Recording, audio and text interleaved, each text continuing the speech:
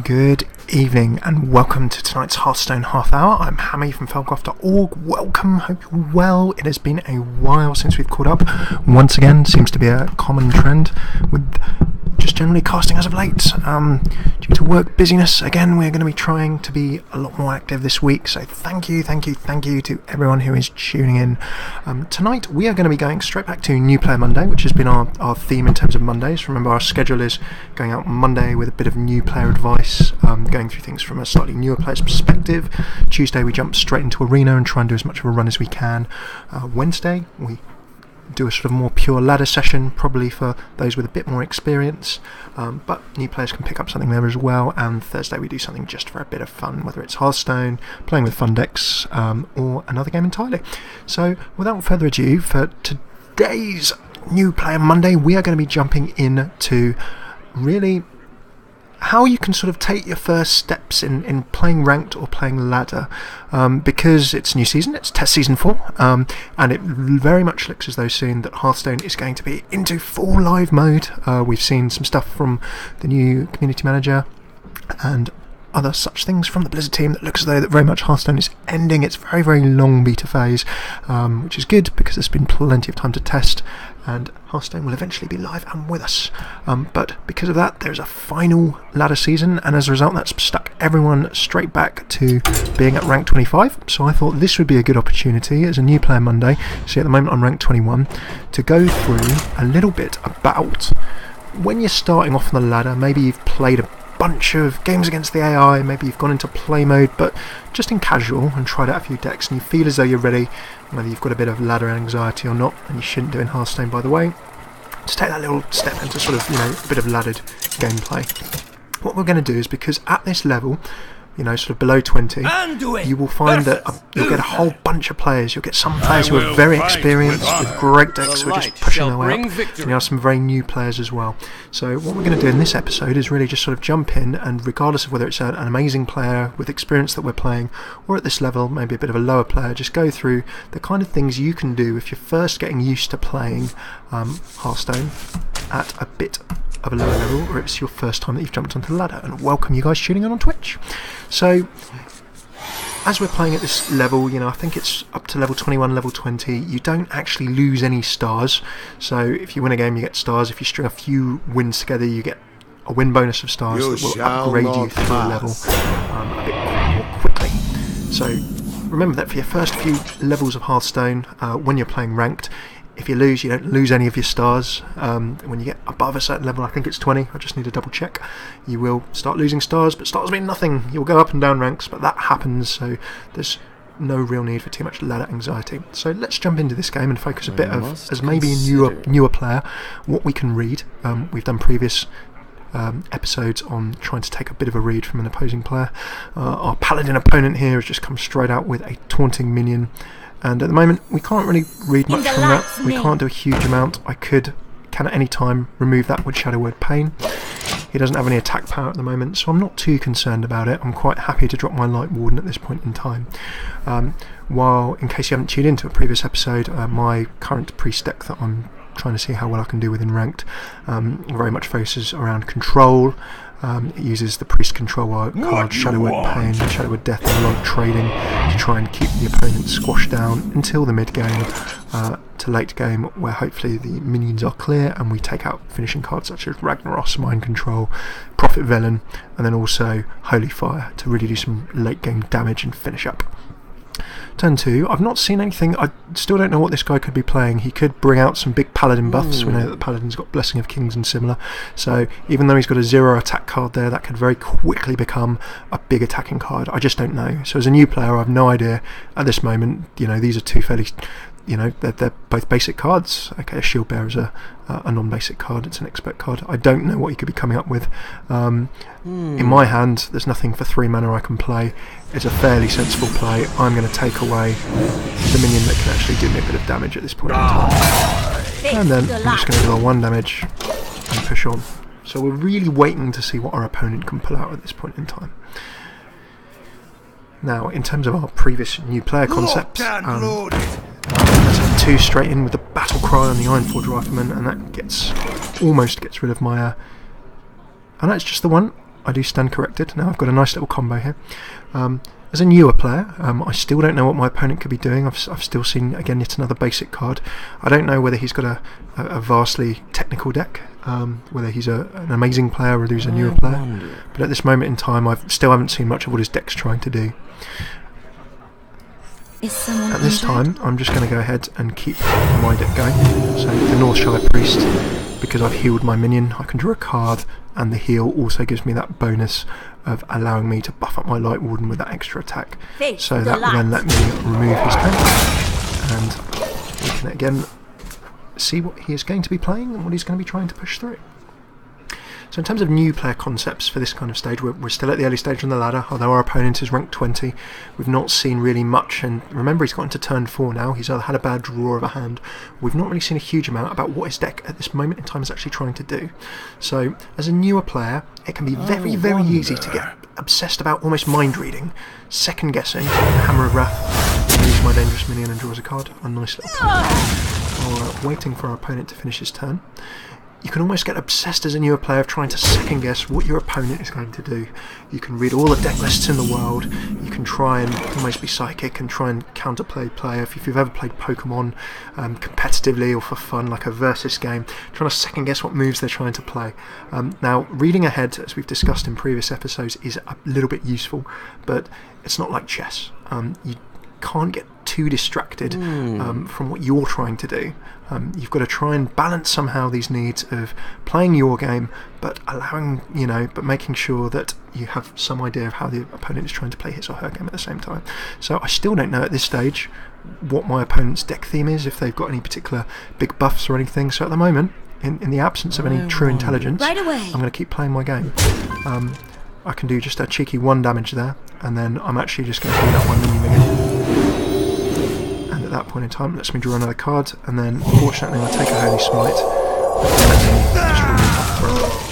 So we're already into turn 4, even though I've gone second. That was a mistake. That was a mistake. Let's see what our Paladin's got to show for it.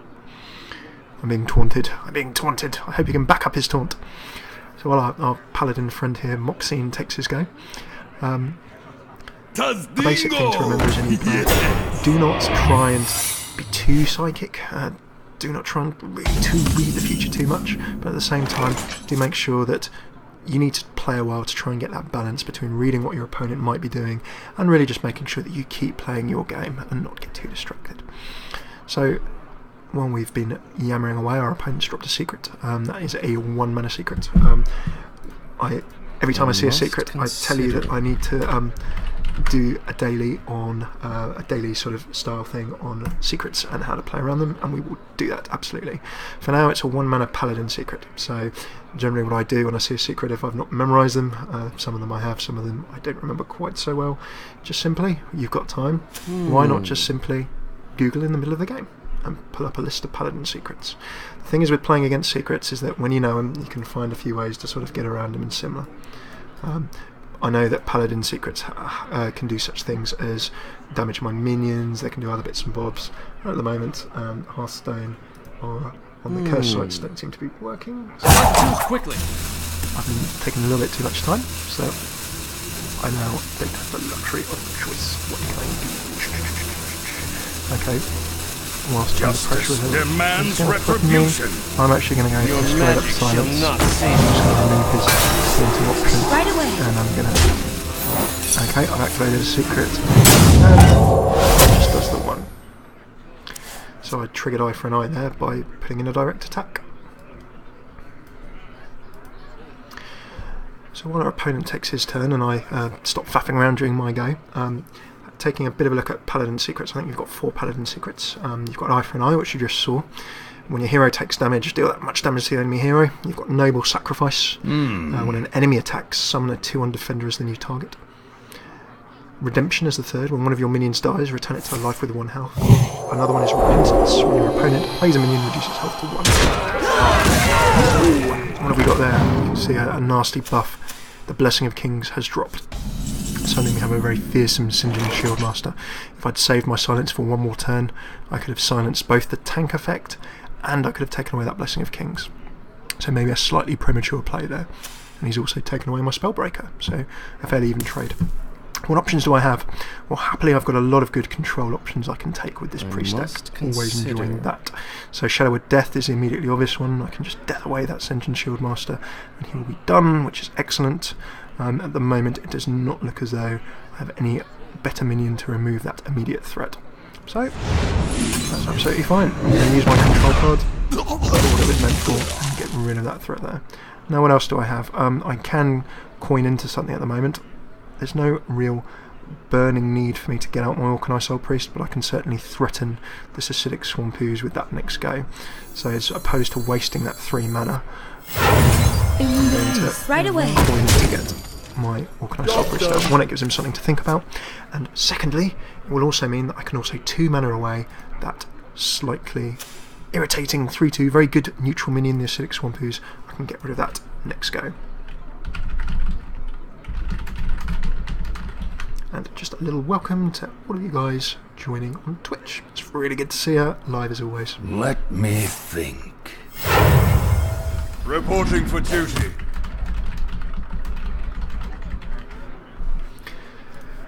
Cool. So, fairly obvious trade there. I'm quite surprised that my Northshire Cleric actually stayed on the table for that long. Tends to be a very obvious target for people playing priest decks. I did play it quite early in the game, but it also did let me draw a couple of extra cards. I got the heals in and got my game going, so that is good stuff. Okay, I've got some options. Remember that with the Orkney Soul Priest down, one theme of this deck that I quite enjoy, and I'll totally credit Artosis for introducing me to the style of play, is that you can use the Orkney Soul Priest as a great control card. Because my heals, when this card is on the table, do damage, I can effectively use my lesser heal as a 2 damage, 2 mana spell, which is pretty dangerous. Some good options here. I can get out the Injured Blade Masters to start trading, and in fact I think in terms of pressure that's what I'm going to do.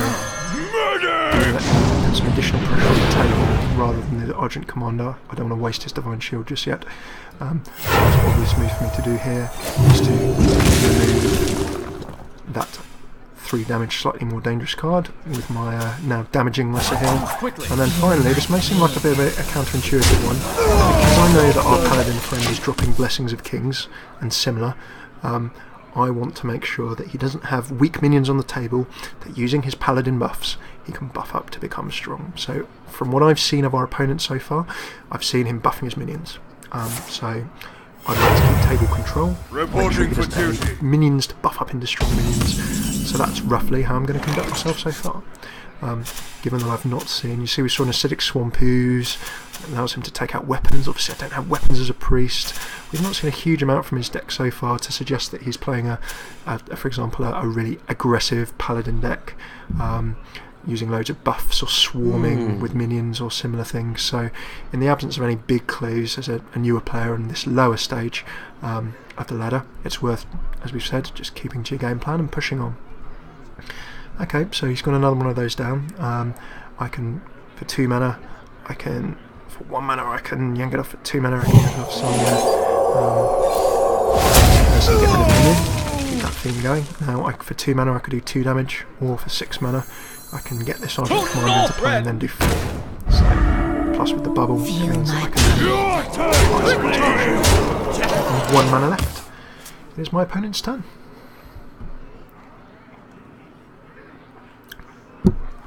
Justice. Guardian of Kings drops there for my opponent, and nice solid card. It is, I think, one of the basic cards you get when you're levelling up your Paladin. Got 6 health to your hero. That Battle Cry makes up for what for 7 mana is a slightly underpowered card. The Divine Shield there. Of course, what my opponent has forgotten, and this is another for you priest players out there, a nice thing about the Orkney Soul Priest, is that of course I can use my lesser heal to ping off that bubble. 2 mana, and I've removed his bubble. Now, as things stand, I'm not actually going to be able to kill that minion in one go, unless I sacrifice something. I'm quite tempted to go for that sacrifice, actually. Let's have a look. I could pull out a Taunting Death Rattle. That would probably do me some pain at the same time. Or the Blade Master, but the Blade Master is more effective, obviously, when I can heal it up with my Circle of Healing. I'm going to go for Abomination just to keep some pressure off. And this is where I think that the bubble, the Argent Commander is nice, because I could remove 2, and you know what? I'm actually, at this moment in time, I'm going to sacrifice one of my Blade Masters.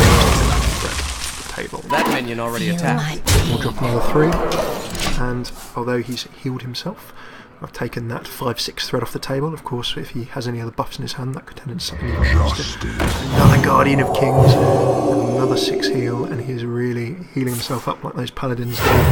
He played World of Warcraft, a bit of Bubble Hearthstone and similar, really just hanging on in. It's pretty even in terms of health, but I've got a bit of an advantage. I've seen a couple of his big buffs come out already, and I've managed to keep the table reasonably under my control. Now, because we're at the 10 mana stage, unless he could have a very nasty legendary, he could have something like a Tyrion Fordring, if any of you Paladin players have seen that. If you're a newer player and you've not seen Tyrion Fordring, he's a nice Paladin legendary. When he dies, he has all kinds of taunts and a death rattle of equipping an Ashbringer, which is a very painful weapon, and all kinds of things. So I've got 2 mind controls. Long story short, I'm going to use one of them to make his minion just to speed up my attack. I'm then going to use my... well played. Cheeky well played there. Thank you, sir. Again, I'm not going to risk it. I'm going to keep the pressure on. The table. I could have left that to draw 3. That would be an additional pressure option I could have gone for. But in this case, all I've seen really in this game is him buffing his minions. So, given that he seems to be buffing his minions, I don't want to give him minions to buff. And generally in Hearthstone, if you can keep control of the minions on the table, you're going to be in a position to mop up with cards. That's how your deck works. So a nasty little consecration, really doing some pain there. Divine Shield on his one silver hand recruit, and there's a bit of a clutch play here from our worthy Paladin opponent. So as we come into the late game, I've kind of got control. You can see that our opponent, although he's got a few more cards than me, he doesn't have a huge amount in his hand, and with a good strong hand, a good strong set of minions on the table, I'm in a good position to push through for the win here. So first things first, I'm going to take the 2 mana to remove the bubble. With this deck and playing the Orkney Soul Priest, I often find it's as important to know when to sacrifice this card as it is to keep it alive. There's a certain stage of the game, or certain points in the game, you don't want to be doing damage instead of restoring health. You want to be healing your minions up and doing all kinds of good things. The Northshire Priest is a great example, because it lets you draw cards if you heal your minions. If you've got dead minions like I do here, I'd probably rather that my tank wasn't about to die and do 2 damage to everything on the table. So I'm actually going to sacrifice him, although I can't use my little 2 health damage for 2 mana ability anymore. What I can do then is now have access to all my heals again, but I'm going to go for, as you may have seen, sneak into my hand. Ragnaros in this deck, as he can be in a bunch of other decks, is a great finishing card. You can see that I've managed to get the table clear, and because I've got the table clear, Ragnaros' ability will deal 8 damage to a random enemy. If there's only one enemy to do damage to, then of course all it's going to do is to do damage to the opposing hero. Although you can see Ragnaros' attack has been changed to 1, that is not actually going to affect the amount of damage that Ragnaros does, because of course note that Ragnaros is not attacking. His ability deals damage. He is not attacking like a normal minion would. I've made that mistake before when I've been looking at other cards, so I'm not going to criticise our Paladin friend here for doing so, but do remember that it's an important thing. Dealing damage is different to the attacking minion mechanic. Consider. So I'm actually going to narrowly almost sacrifice my poor Abomination, who's been doing such good work for us. At this stage, Ragnaros is actually going to win the game for me, so what I'm going to do is knock on the table, get the space to have the cards, it's that, as they say. One game taken through, we've got to rank 20, and at this stage I think we are very close to the point where we might actually be jumping into the win some stars, lose some stars kind of mechanic. So that was a fairly straightforward game. Thanks very much for tuning in. I know that was only a very rapid game in a quick episode, but we just wanted to get back into the feel of things. We know it's been a little bit of a while, so it's always good to see us here. And in that episode we were really having a think about different things you might want to take into consideration when you're taking your steps into ladder for the first time. What kind of deck is your opponent playing? Can you sort of read to a degree what kind of actions he or she is going to take? How much should you balance trying to understand what your opponent is about to be doing against just playing your own game? You've got a deck, you've got some kind of theme to it, you've got something you enjoy about it. You've got to make sure that you balance playing your game against trying to read a little bit of the opponent's game as well. Not too easy sometimes, and above all, you don't want to be waiting for the card of the play that never comes. In that game, we saw that really there wasn't a huge amount coming out from our opponent. Maybe it was his deck, maybe he or she was quite new, maybe he or she just had a really, really bad luck of the draw when it came to the cards. But because we kept playing our game and we kept pushing through, we managed to take that to a win. And again, do bear in mind that when you're playing, if you're deciding to take your first step into ranked or onto the ladder, when you play from level 25 through to about level 20, probably maybe even level 19, 18, you are going to be playing a whole host of abilities and experiences a player. You may play someone who, at the beginning of a new season reset, has got a fantastic level of experience and set of cards and is working their way up. Or alternatively, you might be playing someone who, like you, perhaps if you're a new player, has just started or is maybe even less experienced than yourself. So, most important thing, enjoy it. Don't be having anything like ladder anxiety or being worried about playing competitively. Jumping onto the ladder for your first 5 or so levels is a very, very welcoming and pretty friendly experience. You might play some amazing players and you might get absolutely creamed. That's not a problem whatsoever. Look at their deck, understand how they're playing, have a look at the cards in it, and learn from it. And just enjoy it, because it will make you a better player in the future. Or if you absolutely thrash someone perhaps who's got even less experience than yourself, then again, be a good victor, be a very honourable opponent as well. Remember, we're all new once, so make sure that you're not spamming taunts or anything like that, and your opponent can just meet you anyway if you get a little bit cocky, so remember that too. Thank you very, very much for tuning in. It's good to get back into the swing of things. Sorry that was a little bit of a piecemeal episode, but hopefully that gives new players for this New Player Monday a few little things to think about when you jump into the ladder for the first time. As always, as a bit of a sign off, where can you find us? We have a whole bunch of videos, youtube.com/Failcraftcasts. Really, really love to hear your feedback on those. Things we can do that will help you, things you don't like and think that are absolutely rubbish. Any criticism is good criticism as long as it's constructive. If you think this is terrible, then tell us how it can be better. If you think it's great, then fantastic. Please share with your friends and anyone who you think might enjoy or benefit as well. We love to see your feedback. If you want to tune in live, we're on most evenings, 7:30 to 8 PM GMT, and that's twitch.tv/Failcraftcast. So you can join. Remember that a Twitch account is absolutely free, so you can join and get stuck in. We love to see you in the chat. It's always really, really cool to see live viewers and stuff, so we really appreciate that too. And you can also see our archive on Twitch as well. If you want to have a bit of a chat with us, we are twitter.com/Failcraftcasts. Always on there. Great to hear from you guys as well. And last but not least, for all of those things that maybe aren't quite so fantastic in video form, maybe you're sneaking a quick little read-in of something and you can't listen to a video or watch a video, that's no problem. You can grab it at failcraft.org, that's the website. We have some other stuff on there on games apart from Hearthstone. We do League of Legends, a bit of StarCraft and other things for beginners, getting people into games as well.